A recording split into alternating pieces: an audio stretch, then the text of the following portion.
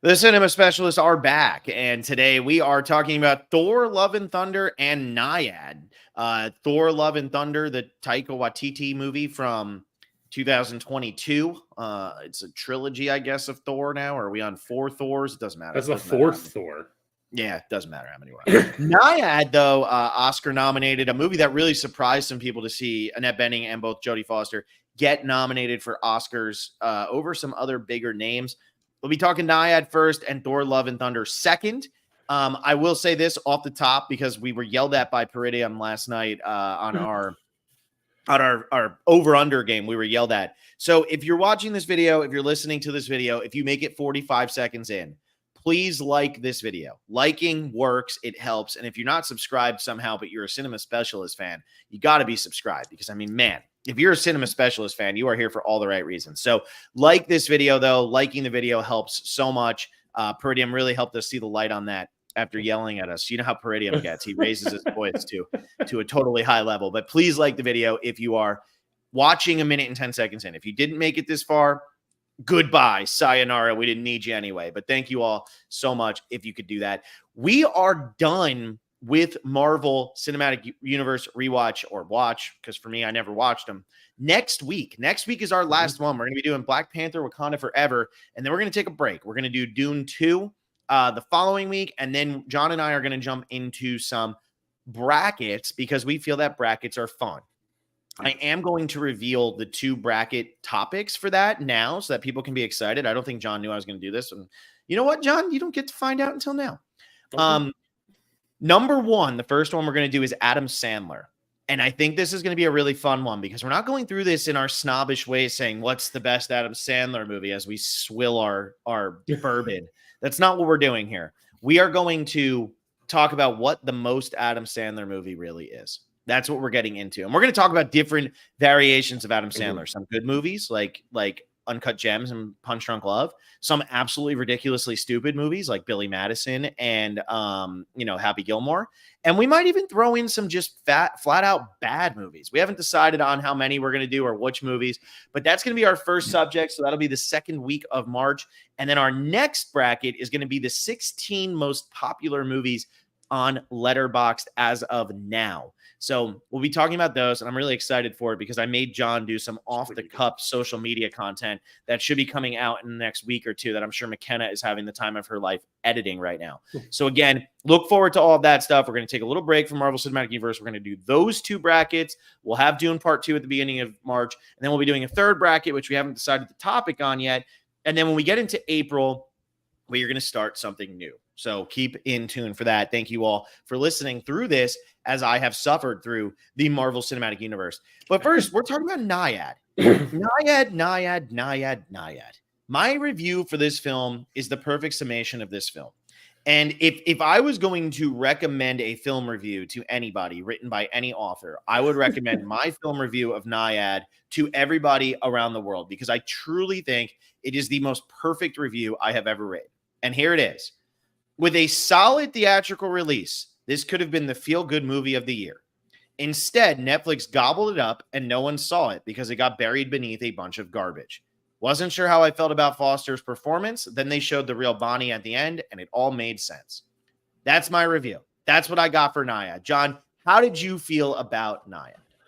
This movie is way better than I thought it would be. You only gave it 2.5 stars. I was kind of surprised. It was really close to 3 stars. Way better. It was really close to 3 stars. Ultimately, I decided to go 2.5 just because, I thought the script wasn't the greatest, but the story itself was pretty compelling. And quite frankly, I understand why Annette Bening and Jodie Foster got these nominations. I got to be honest. Annette Bening is probably the greatest actor/actress to never win an Oscar. It's between her and Peter O'Toole. And I honestly think I might give it to her over Peter O'Toole because she is just so consistently great. And to see this 65-year-old woman, because Annette Bening is 65 now, go through the physical demands of this role. She does most of the swimming in this movie. She also does all of the ab exercises. John, go lay on your back right now and pick your feet up in that way and then do a crunch and touch your toes. That's not a fun thing to do. And here's 65-year-old Annette Bening doing that.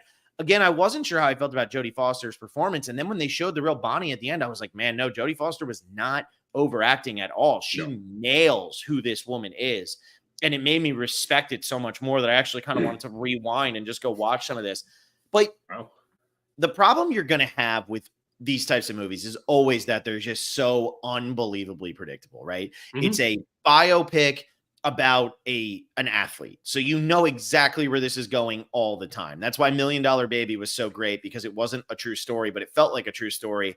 And then it pulled the wool out from under you, or the rug out from under you, to make you just suffer through the last half hour of that movie, because it's probably the most depressing half hour in a sports movie ever.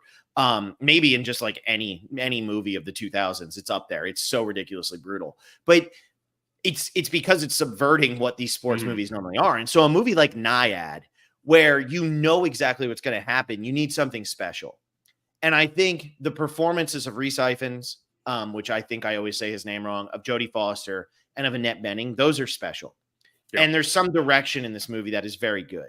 But overall, the story is nothing. There's nothing unique about it, right? It doesn't go into the fighter element of things. But I will tell you this movie hit me emotionally a lot more than I want to admit. There were quite a few times in this movie where I was like, man, is it getting dusty in here? Because you just feel the frustration and the desire and like that whole thing of, maybe it was because I was a cross country runner for a large portion of my life, and I can barely run at all now. But maybe because I was a cross country runner for such a large portion of my life, I understand the frustration of like a distance athlete, of a marathon type athlete, where you're on your own and nobody cares that you're doing it. So why are you putting yourself through pain over and over and over and over and over again? And it's that desire to just achieve these things. And it's that absolutely ridiculous competitive nature. It just hit me. It hit me on kind of like a personal level. And I loved really, more than anything, the idea of you're never too old. Because I do think that some movies try to do that, and then you're like, okay, but like they're 80 for Brady. We're never too old to go to the Super Bowl and meet Tom Brady and Rob Gronkowski. That's not what I mean. We're never too old to rob a bank and stand up guys. No, you're never too old to do something. What this woman achieved at 64 years old is absolutely absurd. It's one of the greatest athletic achievements in the history of time. Yeah, it is. And it's really interesting because when I was watching this movie, for those of you who haven't, signed up for the Patreon and been listening to our Best Picture nominee breakdowns, on yesterday's Maestro podcast, we were kind of talking about the concept of a Oscar bait film. Nyad is closer to an Oscar bait film than most Oscar bait films, like what people claim are Oscar bait films, because it's these feel good sports stories that we see get nominated for Best Picture all the time. And it's actually, after watching this movie, and like, again, I quite enjoy it. Like, I enjoyed it, despite giving it 2.5 stars, but I was actually kind of shocked it didn't get a nomination for Best Picture. And like I said, it didn't get the proper theatrical release. That's the issue with this movie. This is a movie, I think about this because I was there in 2010 when The Fighter came out. And Rocky is a special movie. Whether you like the movie or not, Rocky hit a part of America at the right time that it made it special.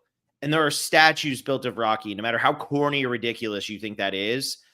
That's how special that movie is. There are statues built to a fake person, right? That's like, okay, you go to Disney World and there's a statue of Walt Disney with Mickey Mouse, but at least Walt Disney's in the statue. It's not just Mickey Mouse standing there. Like, Rocky hit, and that was different.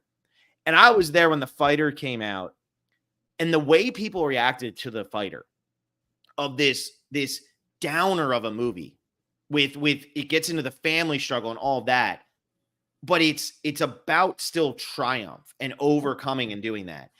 And that movie legitimately could have won Best Picture in 2010.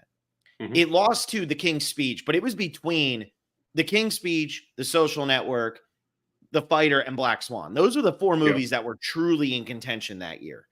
And The Fighter, there was a period where I thought The Fighter was the best out of that bunch because it's just such a powerful story.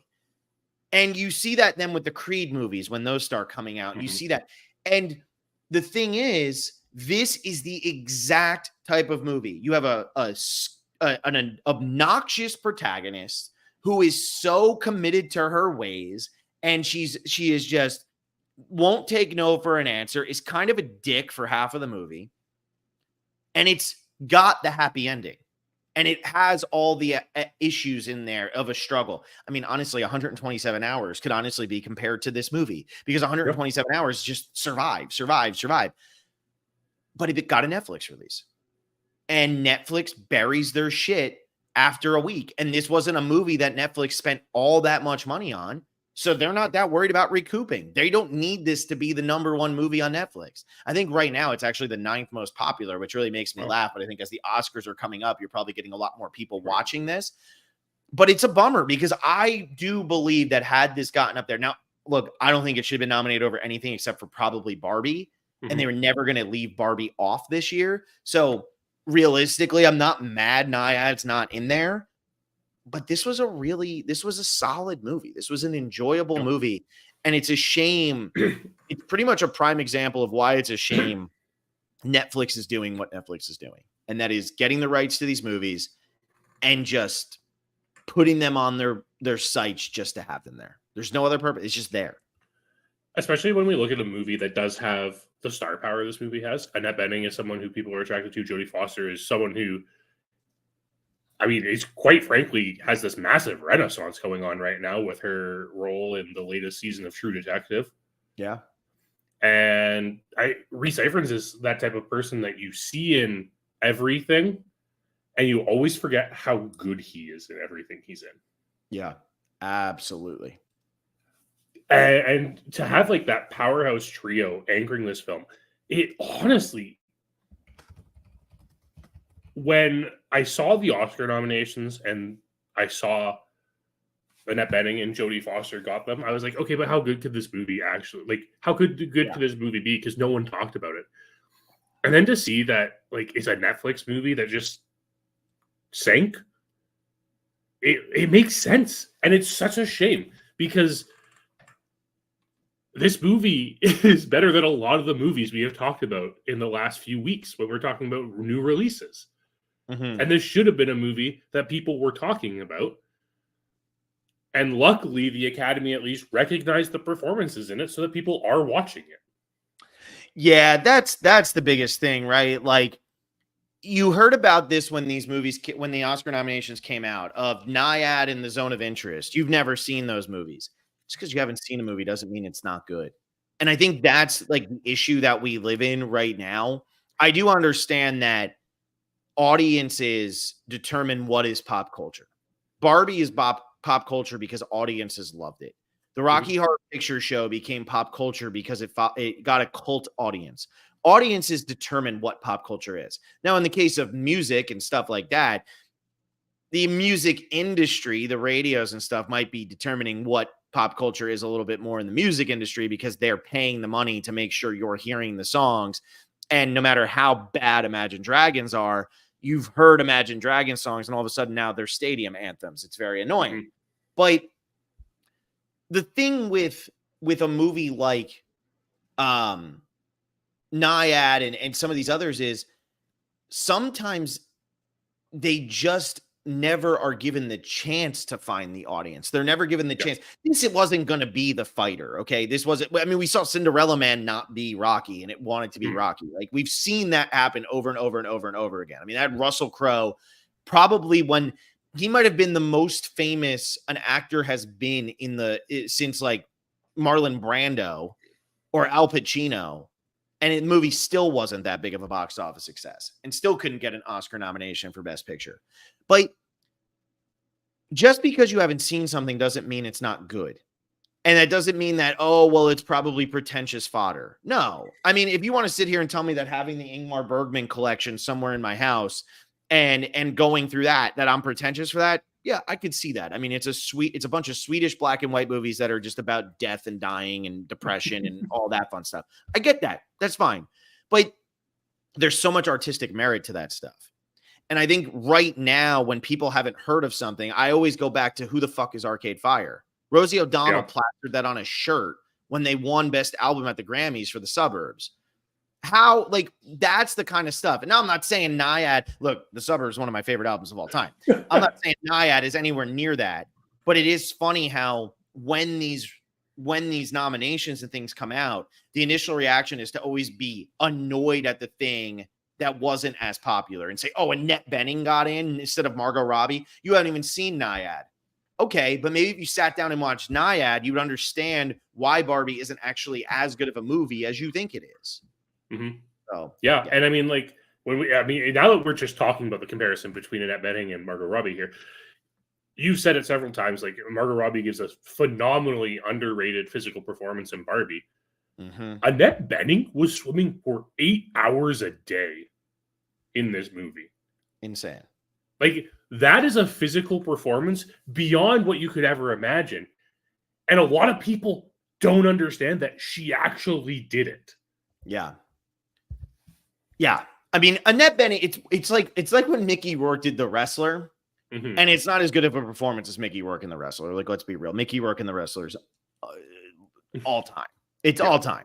But it's very similar to that, where it's a demanding role that you almost don't see how physically demanding it is. Because when you look at somebody like Mickey Rourke in that movie, you say, oh, okay, so he put on some muscle. No, look at the crap that he put his body through to get that role and then to perform in that movie. And that's what Annette Bening does here. I mean, Annette Bening, when you look at Annette Bening in this movie, find me a 65-year-old woman who looks as jacked as she does in this movie. Yeah. And yeah, you can laugh when she's lifting her 10-pound weights and she barely has a bicep. But find me a 65-year-old woman who's in the physical shape that Annette Bening is in this movie. I get in Hollywood, you're going to have more opportunities to go work out and do all that fun stuff.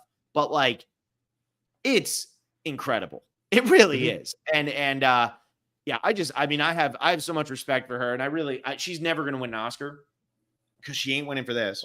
And she's just not going to win one. And it's sad. It really is. Because Annette Bening deserves one, and she's deserved two in her career, at least, for American Beauty and 20th Century Women. And, you know, she is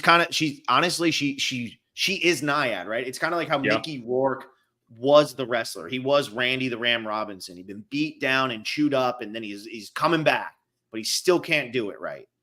She is Nyad. How many times does she have to go out there and prove herself before she gets the respect she wants?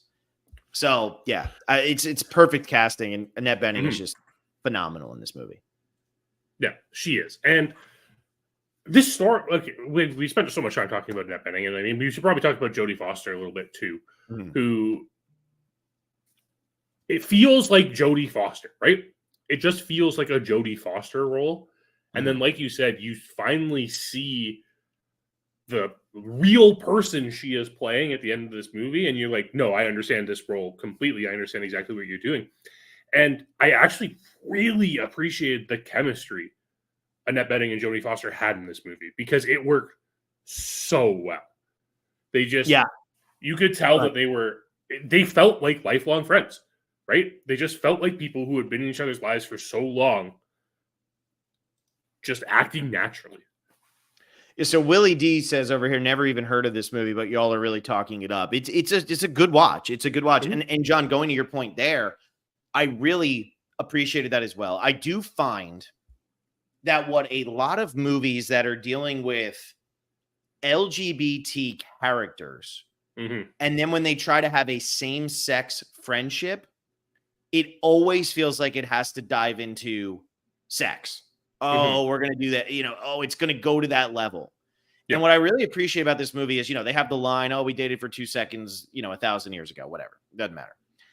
But every time that's not what this is for them. These are just lifelong friends who they do love each other, but they're not in love with each other. They do love each other, and they're going to do everything they can for each other, and they're going to be there. And I love that this movie establishes that there is a history between them, but just because they're both lesbian characters, or they never define what they are, but like, just because I'm assuming they're both lesbian characters, that doesn't mean that there has to be a romantic interest involved.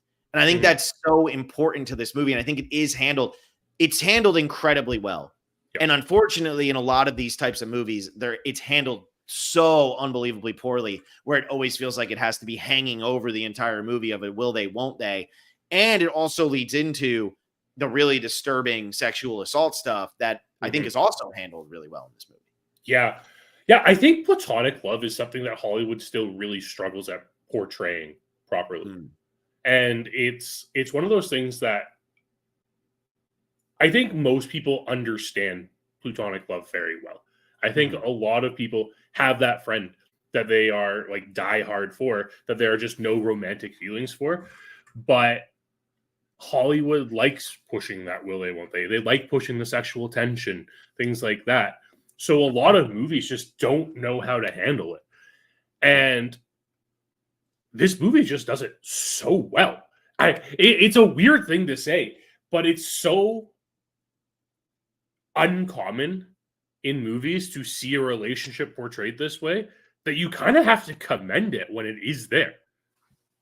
Yeah, and I guess what really comes down to is platonic relationships aren't that exciting, right? Yeah. Like they're not that exciting because really what a lot of these movies do drive on is the will they, won't they? Are they going to get together in the end? Are they going to get, with each other, whatever? I even think in Rocket Man, they have the moment of Elton John kissing Benny. Right. Benny, right? That's his name. What's his name? Why can I not think of his name? It's not Benny. What is the guy who's the brilliant guy behind all of Elton John's songs? Oh, that's terrible that I can't think of his name. Bernie Taupin. That's it. Not Benny. Bernie Taupin. He even has that moment and Bernie Taupin pushes him away and is like, I'll always be there for you, but I'll never be this. They probably didn't need that moment of Elton John trying to kiss him, but they put it in there anyway. And I really enjoyed Rocket Man, but you don't always need that. You can get away with, just making a movie like this one where it's never even a question. I mean, it's just, they go about it. And honestly, for the type of character that Diana Nyad is, there's no room for it. No, there isn't, that's not what she's not concerned with that. She is concerned with swimming from Cuba to Key West. That is the only thing in her life that matters at all. Yeah. And then this movie, we haven't really talked about the feat that like this true story it's based off of at all. What an incredible accomplishment. And there are moments in the movie where you really understand how difficult this task is. And they portray it really well. The fact that it takes, 4 or 5 attempts before she's actually able to do it. 5th attempt that she does it. And I think the big thing is when the young Australian attempts it as well and can't get even halfway as far as this 62-year-old woman has at that point.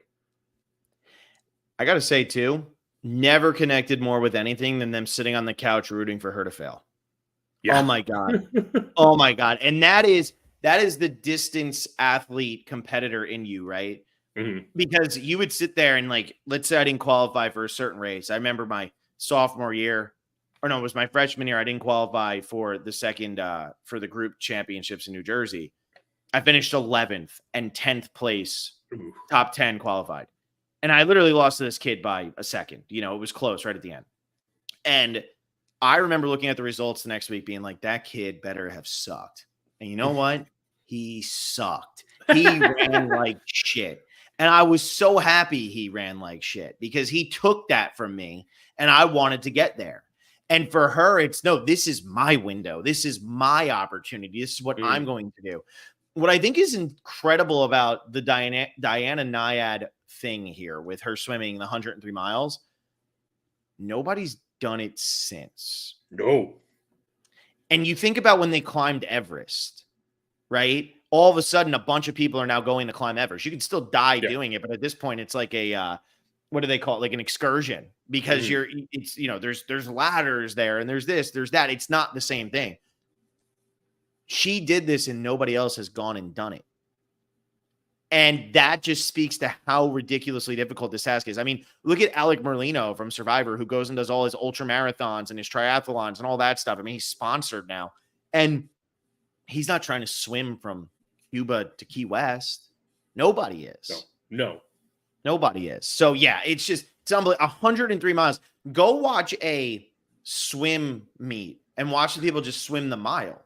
Yeah. And you sit there and you're like, wow, that's impressive. 103 miles. And it takes her 50 hours. Stay awake for 50 hours. No, that's my task to you. Stay awake for 50 hours. Tonight, John, what time did you wake up today? 5 a.m. You're not allowed to go to sleep until 7 a.m. on Friday or Thursday. That sounds like a terrible idea. I'm not going to do that. You can't do it. But no, like, I can't even do it. Like, you literally can't even do it. It's so unbelievable to think about just being awake for 50 hours, let alone swimming for 50 hours. Swimming at a pace where you're not being ripped away by some of the strongest currents in the world. And yeah, that's what he says, right? When she starts to lose it towards the end, I need good strokes, otherwise this isn't going to work. Yeah. And she starts to be able to figure it out, but it's, I need good strokes. And you see the body starting to shut down. And this movie did a good job of capturing the body shutting down, her mind shutting down. And that's what's impressive, right? With Annette Bening, she's really playing up how much she's losing it. And you're believing that she's losing it. So yeah, this was a solid watch. It's a movie I never would have watched had it not gotten any Oscar noms. Me and John were still looking for excuses not to watch it. Yep. And I'm really glad we did, though. I'm really glad. Yeah. I can't remember. Somebody suggested to us last week, and I'm really glad you did, because it was a really worth the watch. Yeah, here, let me jump in, because I think they might have boop boop boop. Why don't you do Michael Goria? He says, why don't you do Nyad for your next review? Haven't seen it yet, but it's on Netflix. Well, I hope he's seen it now. Yeah. Because it was good. Real Nicolas Cage had said to do May, December too, but then we didn't do May, December because it didn't get any Oscar. It didn't get anything. No. Kind of went with the Oscar nomination route instead. Although Dylan Randazzo also said to do The Color Purple, so it's fun. And Mason Band said to do his favorite movie of last year, which is The Iron Claw. Now, The Iron Claw kind of feels like the downer version of Nyad. Yeah. Anyone who knows that story, absolutely. Yeah. So, I also want to say, like, the box jellyfish scene in this movie is actually terrifying. Brutal. Yeah, I don't like that. No, it was horrifying. Yeah, I don't like the idea of that. Like, what were they then talking about? Like the one person who bought it or bit it, ate it or something, and just died? Yeah. And if she would have had it one more time, she would have died?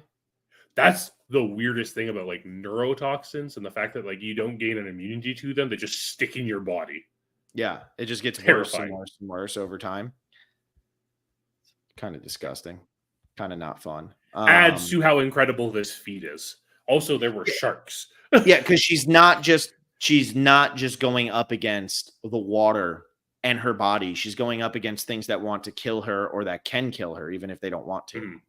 Yeah, it's an incredible feat, and it makes sense that they made a movie about it. And it makes sense that it got nominated for Oscars. Yeah, I dug it. Which also just goes to show, once again, how strong this Best Actress category is this year. It's out of control. Yeah, it's absolutely out of control. Probably one of the best years for Best Actress nominees ever. Yeah, it's really, really good. Willie D says he could probably do it if he was returning to the U.S. with a box of Cuban cigars. Do you buy that? No, I don't. No, you don't buy it? Wow. I'm not going to try. I'm not like putting you down here, Willie, but that's, let me tell you, it doesn't look like an easy thing to do. You got no faith. You got anything else you want to say about Nyad? Check it out if you haven't already. Yeah, it's an easy find. It's on Netflix. Yep. We're doing Drive Away Dolls next week, right? Absolutely. No question about it. Okay, so Drive Away Dolls. So I'll just say that now. We're doing Drive Away Dolls next week, and we're doing Black Panther Wakanda Forever. Everybody like this video. If you've made it this far and you haven't liked the video yet, please like the video. Let's do it. Come on. Because we're now jumping into Thor Love and Thunder. So we got to like something. And so like the video, because now we're jumping into Thor Love and Thunder. I will preface with Thor Love and Thunder, and I feel like I've prefaced a lot of my Marvel movies with this statement. Didn't hate it as much as I thought I was going to. Honestly, I liked it more than the first time I saw it. You hyped it up as really bad, and it's still bad. It's still bad. You hyped it up as like really, really bad. I do actually think that this movie has the second best villain in the Marvel movies. I agree. And you know what? I think everyone said that about this movie. Christian Bale is so good as Gore the God Butcher. Unfortunately, they kind of skewer his story a little bit, and they don't make him as like actually imposing and intimidating as it should be. But my God, Christian Bale is terrifying in this movie. He's great, man. He really is. I love him in this movie. And when I saw him at the beginning, I didn't realize it was him, and I didn't know he was in this movie. So I sat down and I watched it. And then as that scene happened, I said, oh, that's actually a pretty cool opening. And then I was like, wait, that's Christian Bale? And then Christian Bale is horrifying in this movie. Like, yeah. And obviously I'm exaggerating, but Christian Bale gives an Oscar-worthy performance compared to the MCU. Like I'm saying, like compared to what everybody else in the MCU does. And he's working with nothing. And I think that's just so impressive because when you look at how strong he is, and when I say Oscar-worthy, I mean, he gives like a 7 out of 10 in this movie, especially when you're on the Christian Bale thing. But the amount of effort he's putting in is just a different level of effort than is going on from anybody else. And it works. And look, I don't care what his story is. I don't care what the story of Thor, Love, and Thunder is. He is just a great, great villain. Yes. And it is a very compelling story. I think it's this interesting idea that doesn't quite work in the MCU because gods are really weird in the MCU, the way they've presented them. Okay, so they kind of presented them as aliens, but it's like, oh, but they're all these gods, and you're introducing us to this like pantheon here. But what does it mean to be a god? It's not really established, and we're supposed to like understand it at the beginning of this movie. Yeah, also like that thing at the beginning with the gods just laughing in his face and stuff. The Waititi humor in this does not work. No, not at all. This movie's not funny. There is not a single moment in this movie where I laugh. No, it's not funny. And that's really the biggest problem because the story isn't the frustrating part of this movie. The screaming goats from Willie D take off a full point of his score. That's reasonable. Yeah. That's very 100%. Reasonable. The screaming goats are terrible in this movie. And a lot of the humor is just so bad throughout. So, yeah, I mean, I ended up giving this 2 stars. I think that when you really look at it, it has a great villain. The story's fine. The Jane thing is super forced, but you know, it is what it is.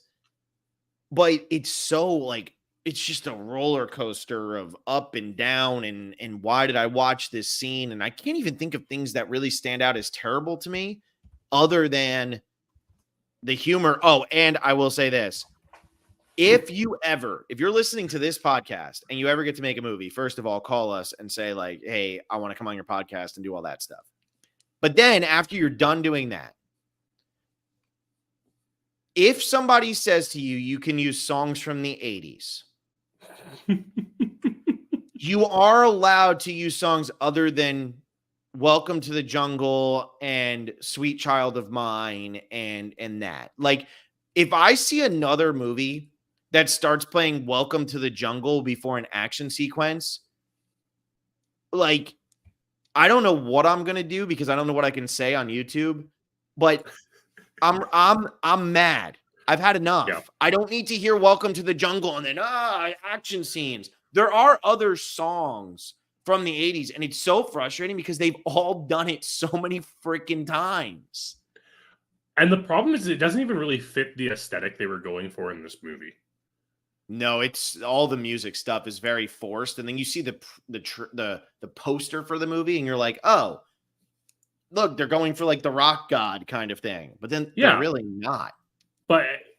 And they kind of did, but then they decided to change Thor's outfit from his like rock god outfit to the quite frankly the worst costume he has had in any of these movies.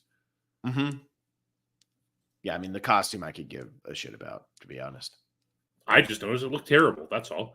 I don't think I even noticed. Now I'm trying to. Okay, now I got to look up what he wears. It's like the gold, red, and blue. I mean, John, he did have the naked part. I mean, come on. That is true. I mean, I get that was the closest I came to laughing in the entire movie. Oh yeah, no, his costume's stupid. Yeah, with the Yeah, gold. Yeah, it you're is. It right. looks You're terrible. right. It's very cheesy. But there are a lot of little things in this movie that really irk me about it. And the biggest thing, it doesn't feel like a coherent film. It feels like a bunch of scenes put together. That was my original complaint about this movie when it came out. I ended up giving it 2 stars this time. That was more in merit to where I place it in my MCU rankings than what I actually thought of the film. Mm-hmm. Because I've kind of screwed myself with some of those. You Because really backed yourself into a corner, John. You're being a little punished. bit. Yeah, a little bit. But point I'm trying to make is this movie is so jarring in its transitions and it lacks any sense of tonality. The Gore the God Butcher parts, where he is like straight up terrifying, the attack on New Asgard, probably the best sequence in the entire movie is the black and white sequence on the moon. Yeah, that part's actually incredible looking too. For a movie that once again doesn't look all that great, that part looks incredible. Yeah. Terrifying villain. It doesn't juxtapose the comedy that's trying to be forced down our throats in this movie. It just contrasts it, and it doesn't work coherently because of it. Mm-hmm. Yeah, I mean, I agree with you. I do. You're two opposite ends of that spectrum. And I do understand that in a lot of comic books, you do go from really over the top comedy to really over the top violence, but it's comic booky. Yeah. When it gets to the darkness of this movie, it doesn't feel overly comic booky. And it's just, yeah, they're two opposite ends of the spectrum. Another thing that really bothered me in this is the Jane Natalie Portman storyline. That is a pretty famous comic storyline. Yeah, I mean, is it told well here? Am I supposed to think it was told well? You tell me. No? Okay, because I didn't think it was told well. It wasn't. Okay, because I didn't think it was told well. I thought it was like really, really lazy and kind of boring. And you know what really annoyed me? Like, this is such a nitpick, but I don't care. Look, I'm 29 movies into this damn thing. This is such a nitpick, but I really hated that they didn't tell us what kind of cancer she had. Just cancer. It was just that it was stage 4 cancer. Like, I felt like I was watching a soap opera. It was, yeah, Ma got the cancer. Got the cancer, Ma. Like, what? It's the scene in the room, right? Yeah.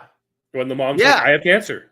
I have cancer. And then it's because also the thing is, and I do understand that there's a lot of people with stage 4 cancer who are able to fight it. I think it's like 13% survival rate on stage 4 cancer and stuff. And you might have stage 4 cancer, be walking around with it and not even know. And then, not to freak everybody out now, but then all of a sudden you go to the doctor and now you have stage 4 cancer.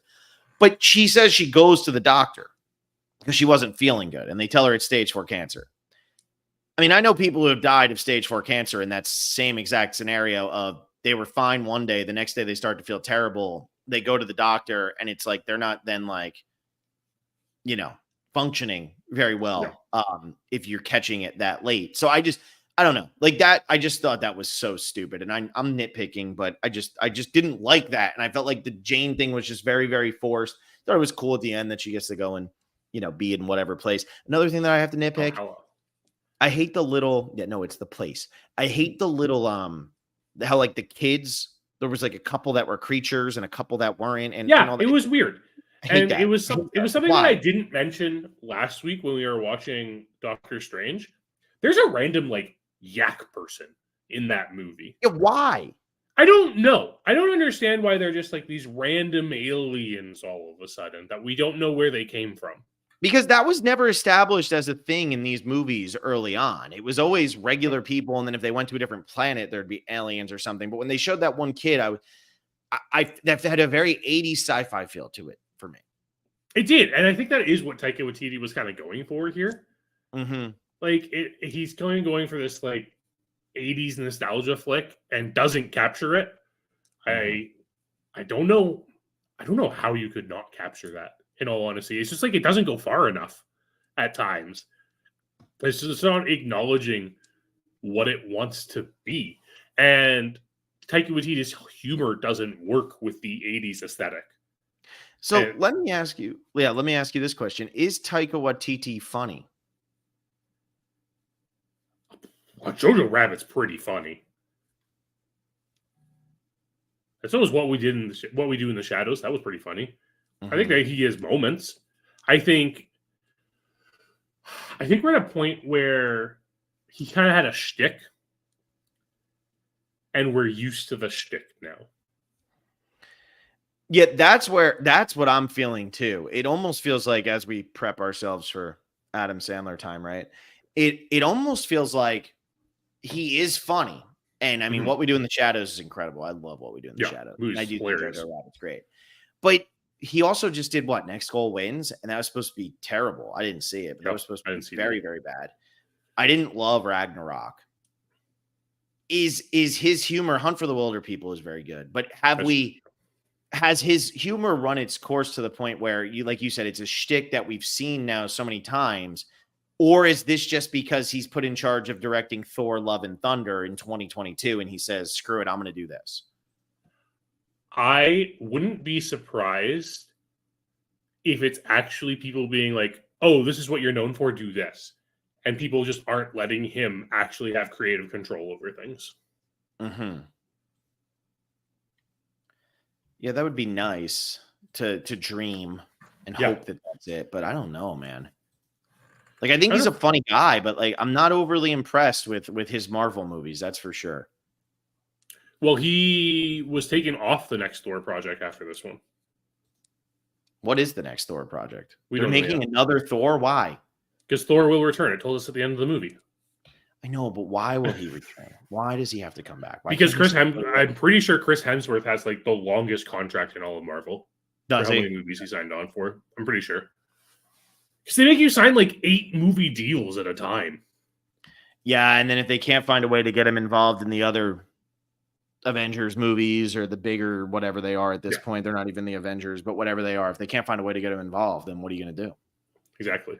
Speaking of getting involved, can we talk about why the Guardians of the Galaxy are in this movie at all? Why are the Guardians, and I know you hate the Guardians of the Galaxy and I like the Guardians of the Galaxy, but why are the Guardians of the Galaxy in this movie? Because that's how Endgame ended.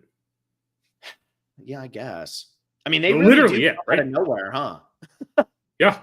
Well, because like, I mean, through Infinity War and Endgame, like that was the relationship that was being made and stuff. I thought there were some good dynamics between like Thor and Rocket in Infinity War. Kind of worked. The Thor, like the Quill being, you know, kind of like shown up by Thor and like having that like ego contest with him was a thing. But they didn't use any of that in this movie. Yeah, that's what I was going to say, is if you're going to bring the Guardians of the Galaxy in, give them a storyline, even if it's a half-ass storyline. Don't just give them 3 scenes or whatever it was. Like, give them an actual storyline that we get to watch take place, because we don't get to see a through line. No, and is this the last time we're going to see the Guardians of the Galaxy? I guess Volume 3. There is a third movie. There's a third Guardians movie, and I actually like that one. Boo. We'll get there eventually, everybody. We still will finish out the Marvel Cinematic Universe. We're just going to wait till when Deadpool 3 is coming out. Then we might know what's happening in the future, too. Yeah, exactly. Exactly. I just don't like it. And I think the inclusion of the Guardians of the Galaxy is also why we get this 80s rock inspiration. That's a good point. Which would have made more sense if the Guardians of the Galaxy actually were in more of the movie. Yep. Like, this movie would have been way more entertaining if we actually had Thor and Star-Lord, like, fighting over leadership of the Guardians of the Galaxy. That sounds like a way more entertaining movie. Yeah. Yeah, why Love and Thunder? Why is that the name of this movie? I know they say it at the end, where it's like, we're Love and Thunder, but why is that the name of this movie, considering that's, like, the last 5 seconds? Because love is the most important thing in this movie. It's clearly the main theme of it. I'm not even joking. I am fairly certain that is the reason this is called Love and Thunder. Yeah, that is also a very, very... Okay, let's talk about the cameo before I just start rambling. Let's talk about the cameo of Russell Crowe, since we talked about Russell Crowe before. How do you feel about him as Zeus? And how do you I feel don't about this God scene in general? I hate this God scene. It's the most pointless scene in the entire movie. It's so bad. It doesn't do any. It's a MacGuffin scene, and like I don't like MacGuffin scenes. They go here to get help, and then it just turns out they're just getting thunderbolt, lightning bolt, whatever the hell they called it. Yes, so that Tessa Thompson can run around with the thunderbolt. Yeah, lightning bolt. What's Tessa Thompson's character's name? Valkyrie. Valkyrie. Okay, these should be easy names to remember. Why am I having a hard time remembering these damn names? I don't know. Because I didn't like Tessa Thompson's also not given anywhere near enough in this movie. Yeah, she really doesn't do much. She just kind of makes faces. And then, okay. Why? Okay, wait, I need to talk about this now because I can't help myself. I know exactly where you're going. I'm pretty sure every single one of our listeners knows exactly where you're going right now. I don't know because I'm not going to Tessa Thompson. I'm going somewhere else. So maybe not. Why does Disney panders too much? Okay. Yes. They pander too much. Why is what's his name? Crore? What's the rock guy's name? Korg. Who would right? take Korg? Whatever. Yeah. Korg, maybe. Why? I think. Why is it thrown in there in this movie that like they're like all the rock people are dudes and they make babies and it feels like they're like they're trying to pander there, but they almost might be making something that's kind of offensive? Am I wrong in my thinking on that? It's because they got a lot of backlash about the first gay character in the MCU being that like small part in Endgame. They got a lot of backlash for that. Yeah. This is the type of stuff when I look at this where I say, why? Like, I just can't help but ask the question of why. And I'm not somebody who's going to sit there and say, why do they make the characters gay? I think that's a pretty, whatever. Yeah, that's a pretty like rude statement. I can't think of what the word is. It's an inappropriate belief there, right? But I'm not going to sit there and say, why are they making all these characters gay? That's not the point. It's why are they suddenly throwing in Thor, Love and Thunder that the way they make new rock people is by two male rock people holding hands over lava. And it feels like, oh, we couldn't fit a LGBT character into this movie, even though I think Valkyrie might be. Valkyrie, very gay. Yeah, very much. So they say, oh, we couldn't fit that into the movie, so we're going to fit it in this way. And I sit there and I go, this is why so many people sit here and say Disney and Marvel are just pandering at this point and trying and failing in so many ways, because you're not walking out of this going, oh my God, Cork is or whatever his name is LGBT icon. Like, that's not the truth. So, and that's the problem with the way that this type of representation has been approached by, quite frankly, Disney in general, is representation matters when it's good representation. That doesn't just mean having representation present in a movie. It means having it flushed out and meaningful in a movie when it's included. Yes. And I agree with that. In this movie, it felt like it was thrown in so they could say, look, we have a gay character. See? Yep. But it's okay. What's the overarching meaning of this? What are you trying to say? Because it's not like this was established in the earlier ones. And I know for sure this wasn't established in the comics. So if this is the decision you're going to make, why are you making this decision? Is it strictly so that you can get the headlines in Deadline and The Hollywood Reporter and Variety that say, oh, Thor, Love and Thunder has the most LGBT characters of any Disney movie? Okay, but like, is that how you view LGBT characters at this point, of just like, oh yeah, like they just are, like, they just do it? Like, I don't know. It feels very dismissive. And so, yeah, that was another thing that I just had to bring up in this movie, because I'm sure as we sit down to watch Drive Away Dolls next week, which as I look at, AP News, their headline is Ethan Coen and Trisha Cook give sexploitation cinema a queer spin in Drive Away Dolls. I'm sure that's going to be handled so much better. At least I hope it's handled so much better than anything Thor, Love and Thunder did. And it's just, I don't know. The Marvel movies have just jumped the shark on so much of that stuff, where like, I remember when we were talking about Eternals, it's like, so they made these creatures were made, but then they have specific love interests, and the one is deaf because they didn't think to make the non-deaf person. Anyway, okay. Yes. Thor: Love and Thunder. Where was I going to go with Tessa Thompson that you thought I was going to go with Tessa Thompson other than the fact I thought you were going to mention the sisterhood comment after Tessa Thompson walks in on Jane at the sink. I don't even remember that scene. It was essentially Tessa Thompson saying there was too much testosterone around and she needed another woman around. Gotcha. Yeah, I don't even remember that. I actually thought it was a better approach than we have ever had to that type of scene in the MCU. Is that the scene where she breaks the sink? Yes. Yeah. Okay. I remember that. Yeah. No, that scene was fine. Yep. That scene was fine. And I think too, like what started to hurt these movies is that they didn't know what they wanted to tell the story of and what they wanted to do.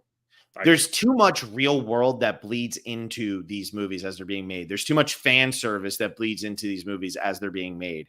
And you're no longer just watching these movies play out the way that the people who are making them at this point, the people who are making them have no control anyway. They're just puppets. Yep. And they got they're the whatever, the dolls, marionettes. You know, marionettes. Thank you. I wanted to call them Matryoshka, but that's certainly not correct. So, you know, they're just marionette. They're not the marionette though. They're the people. Well, I guess they are the marionette. They're not the one controlling it. Anyway, before that gets out of control, I just think that they don't know what story they're telling. So it's okay. We got to put this in. We got to put this in. We got to hit this fan service moment. We got to hit this fan service moment. We got to hit this, we got to hit this moment because that's where like the political ideology is of our big fan base. And we are the highest grossing movies in the world right now. So we got to make sure we're hitting this, this, and this. And it's like, okay, but then you watch a movie like Spider-Man Across the Spider-Verse and they put a Black Lives Matter sticker on a backpack and that gets everything across that you need to get across. And it says what you want it to say in a sticker, as opposed to in Thor: Love and Thunder, where you're like, what am I watching? So, yeah. I think Marvel just doesn't know how to stick to a single storyline. And that's the problem. Mm-hmm. They're trying to put too much in. This movie could have just been about Gore the God Butcher. Or it could have been about the mighty Thor, Jane Foster. But instead, it's about both. And they decided to use it to do this stupid God scene. I hate this. Man, I know you asked me. I hate this theme. Russell Crowe is so bad in this movie. Like, I don't even know what he was doing. It makes no sense. And again, this goes to this whole idea of like the contrast in this movie. Christian Bale, I'm pretty sure, thought he was making a completely different movie. Yeah, I buy that. I'm pretty sure I read that somewhere when this movie came out too. Like Christian Bale had no idea what the rest of this movie was and just knew what he was doing. And because he barely interacts with anything that's actually happening in the movie. Yeah. He gets to tell the creepy stories to the children, and that's a fantastic scene. Yeah. Like Christian Bale is just unleashed in this movie, and it's so good. But it doesn't make sense totally. I hate it. I hate the tonal discrepancies in this movie. Yeah. Yeah, I agree. And Willie D had said Gore the God Butcher is such a cool character. I wish he had more camera time. I agree with you, though. It's like the mighty Thor, Gore the God Butcher, and then they have Thor. And who's the least interesting character? Thor. Well, when the main character of every movie is the least interesting character, that's a problem. And then you have to find a way to make the other characters super interesting and dive into everything that makes them who they are without losing who your main character is. And then you just don't have enough time for all of them. And it really makes me appreciate Christopher Nolan and The Dark Knight even more. And even The Dark Knight Rises, because even Bane is a really solid villain. And when you look at how those are handled, Christopher Nolan made sure that even with all the other characters and your main character going on, your villain is there and you know what it's up against. And I think that's what I was getting to the point of is I think the people, when they were making these Marvel movies, forgot that Marvel movies really are simply about good versus evil. That really is at the core what every single one of these movies is supposed to be. Yes, you're going to have characters who view things differently, who do things differently. You're going to be able to bring in, everybody has their own unique things, but it should ultimately be good versus evil. And Gore the God Butcher, he's luring Thor out there to try to kill him, but we don't actually see them interact until an hour and a half into the movie. Okay, so like let's have something else happen then. Let's find a way to get Gore the God Butcher more involved in this movie rather than going on a journey to see the other gods and realize, wow, Zeus is an idiot. Tee hee hee hee. We have a character called the God Butcher, and we see him kill a single god. A single god. Has Thor kills as literal- many gods as Gore the God Butcher. Yes. It's wild. Like, So he's Maybe- Thor the God Butcher. yeah, exactly. I don't know, maybe this movie just like completely lacked Tom Hiddleston. Maybe that's the missing picture in a Thor movie. I could see that. Yeah, I mean, Tom Hiddleston wasn't enough. That's for sure. Because he was in like the one scene where they say he died. Also, didn't like the narrations of "Let me tell you a story about." Yeah, this, it was this, dumb. and this." Hated that. Again, that's like, is the humor good? No, it's not. There's no humor there, and that's where I'm starting to wonder is what TT's funny. Also weird that they decided to like redo the Matt Damon Chris Pine thing again. Yeah, they love doing that, huh? Yep. I don't know why. John, can we stop talking about these movies? Yes, please do. Okay. We're done. We're Okay. done. We're done. We're done. We're done. Next week, Drive Away Dolls and Black Panther Wakanda Forever. And then the week after that, Dune Part 2. And then the week after that, Adam Sandler bracket. And the week after that, we're going to be doing the Letterboxd 16 most popular movies bracket. There's your next 4 weeks. Also, if you're not a patron, become a patron. Patreon.com/thespecialist. We are cruising through our best pictures. That's for $10 patrons. We've already done Anatomy of a Fall, American Fiction, Barbie, The Holdovers, Killers of the Flower Moon, and Maestro. You still have access to all of those if you sign up today. So go ahead, sign up. Our $5 Tuesdays, License to Kill was released today. So we talked to James Bond for the $5 Tuesdays. Last week was When Harry Met Sally, and the week before was The Sixth Sense. Next week is going to be Dune. So we're going to be doing a lot of Dune talk, John and I, over the next couple weeks. So Dune will be coming out next week, and boy, does that movie suck. But yeah, You should that's preface everything. that you're talking about the 1984 version. Yeah, I'm talking about the That movie 1984 Dune. sucks. I'm not talking about the guy whose name I can't pronounce, Dune. Anyway, thank you all so much for listening, and we'll see you next week.